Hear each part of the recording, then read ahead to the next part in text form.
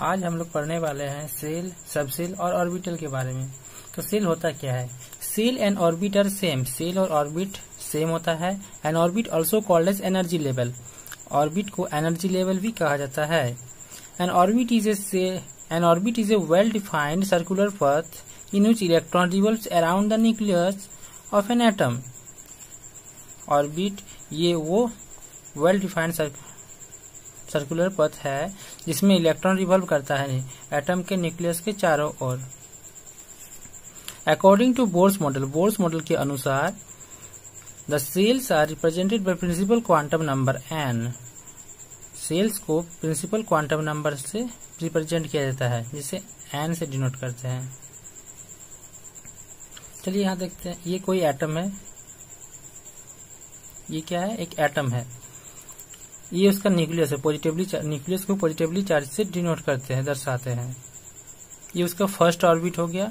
जो न्यूक्लियस के सबसे नजदीक सर्कुलर पथ है इसको फर्स्ट ऑर्बिट बोलते हैं। इसका नाम के, इसको के सेल बोला जाता है। सेकंड वाले को एल, थर्ड को एम और फोर्थ को एन एंड सो ऑन।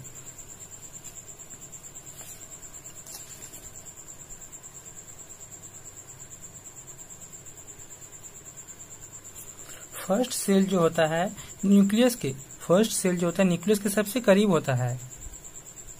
यही वजह है कि फर्स्ट सेल में मौजूद इलेक्ट्रॉन की एनर्जी सबसे कम होती है। यहाँ इलेक्ट्रॉन की एनर्जी सबसे कम होता है। फर्स्ट सेल में इलेक्ट्रॉन की एनर्जी सबसे कम होता है और ये सबसे ज्यादा स्टेबल होता है। लेकिन ये क्या होता है? सबसे ज्यादा स्टेबल होता है। जैसे जैसे हम आगे बढ़ते जाएंगे, यानी कि second orbit, third orbit, fourth orbit में जाएंगे तो न्यूक्लियस से ऑर्बिट का डिस्टेंस बढ़ जाता है। अब बढ़ने की वजह से उसमें मौजूद इलेक्ट्रॉन का एनर्जी इंक्रीज हो जाता है। इलेक्ट्रॉन का एनर्जी क्या होता है? इंक्रीज हो जाता है और उनकी स्टेबिलिटी कम हो जाएगी और इससे उनका स्टेबिलिटी क्या होगा? कम हो जाता है। अगर मैक्सिमम नंबर ऑफ सेल की बात की जाए तो फर्स्ट सेल यानी कि के सेल में कितना इलेक्ट्रॉन भर सकते हैं हम? मैक्सिमम 2 इलेक्ट्रॉन भर सकते हैं। यहाँ देखते हैं, के सेल में मैक्सिमम 2 इलेक्ट्रॉन भर सकते हैं। एल सेल में मैक्सिमम 8 इलेक्ट्रॉन भर सकते हैं।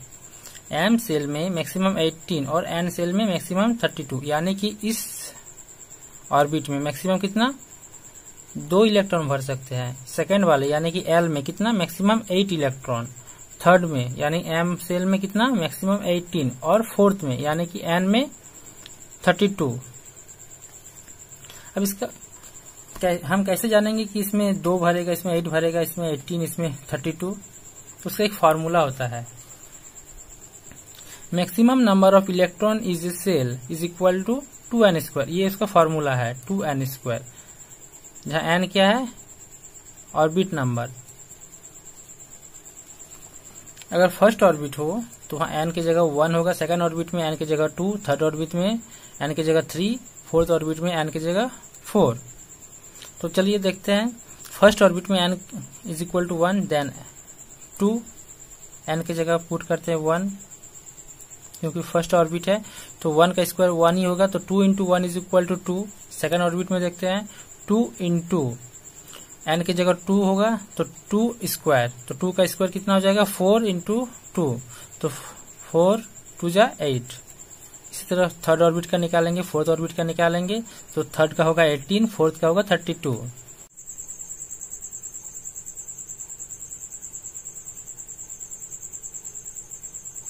चलिए अब हम लोग देखते हैं सबसेल होता क्या है। A subcell is a subdivision of electron cells separated by electron orbitals।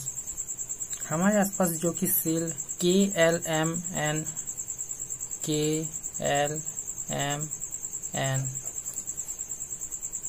ये क्या है? सेल है और इन्हें फर्दर सब डिवाइड किया जाता है सबसेल में। Subshell is also known as sub orbit और सब एनर्जी लेवल। सबसेल जिन्हें सब एनर्जी लेवल या सब ऑर्बिट कहा जाता है। Subshell are denoted by S, P, D, F। S मतलब हो गया शार्प, P मतलब प्रिंसिपल, D मतलब डिफ्यूज, F मतलब फंडामेंटल।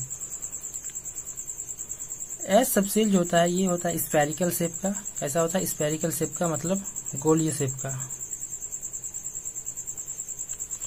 पी होता है डम्बल शेप का, ऐसे ऐसे होता है डम्बल, तो डम्बल शेप का।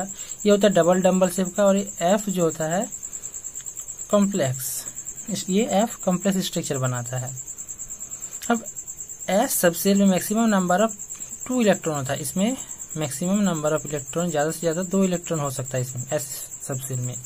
पी सबसेल में जो है इसमें मैक्सिमम नंबर ऑफ इलेक्ट्रॉन 6 हो सकता है। डी सबसेल में मैक्सिमम नंबर ऑफ इलेक्ट्रॉन 10 और एफ सबसेल में मैक्सिमम नंबर ऑफ इलेक्ट्रॉन 14।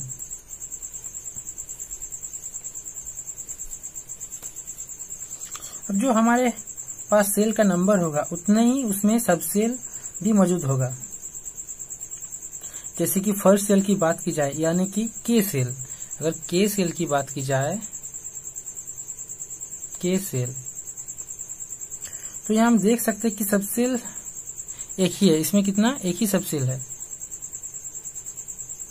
अगर बात की जाए सेकेंड सेल यानी कि एल सेल की, तो इसमें 2 सबसेल है, that is 2s and 2p। ये क्या है, 2s और 2p, 2 सबसेल।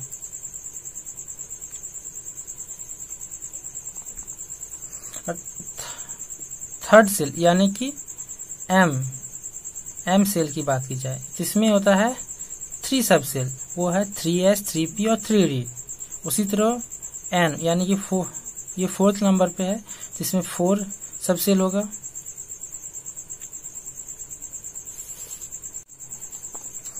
चलिए अब देखते हैं ऑर्बिटल्स। ऑर्बिटल्स होता क्या है? It is a 3-dimensional probability space around the nucleus of an atom where the probability of finding the electron cloud is maximum 95%।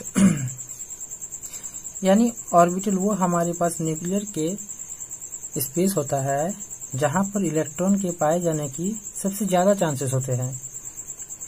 और ये 3-dimensional स्पेस होता है। और ये कैसा होता है, 3-dimensional स्पेस, यानी कि ये तीनों axis, X axis, Y axis और Z axis, sorry X axis, Y axis और जेड एक्सिस, तीनों एक्सिस में इलेक्ट्रॉन के पाए जाने की सबसे ज्यादा चांसेस होते हैं। और जिस स्पेस में इलेक्ट्रॉन के पाए जाने की चांसेस ज्यादा होते हैं उसे ऑर्बिटल कहते हैं। और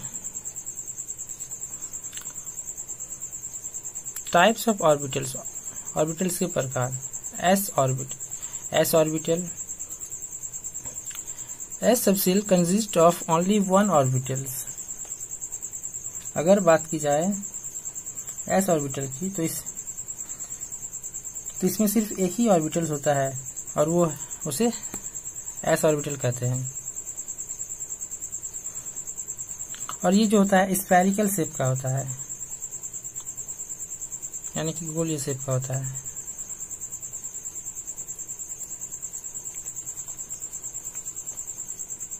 P subshell, p orbitals. P subshell consists of 3 orbitals, that is px, py and pz. p subshell सब डिवाइड होता है 3 ऑर्बिटल्स में, जो है px, py और pz। ये हो गया px,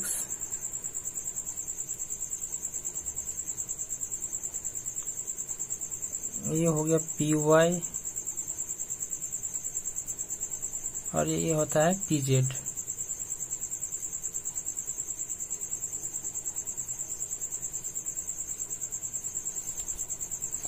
अब d orbitals, d subshell consists of 5 orbitals that are dxy, dyz, dzx, dx square minus y square and dz square। अगर बात की जाए d सबसेल की, तो ये इसमें हमारे पास 5 ऑर्बिटल्स होते हैं और वो क्या क्या है, dxy, dyz, dzx, dx square minus y square and dz square। और f subshell, consist of 7 orbitals. ये इसमें कितना ऑर्बिटल्स होता है? Total 7 orbitals. एफ सबसेल में 7 ऑर्बिटल्स होते हैं।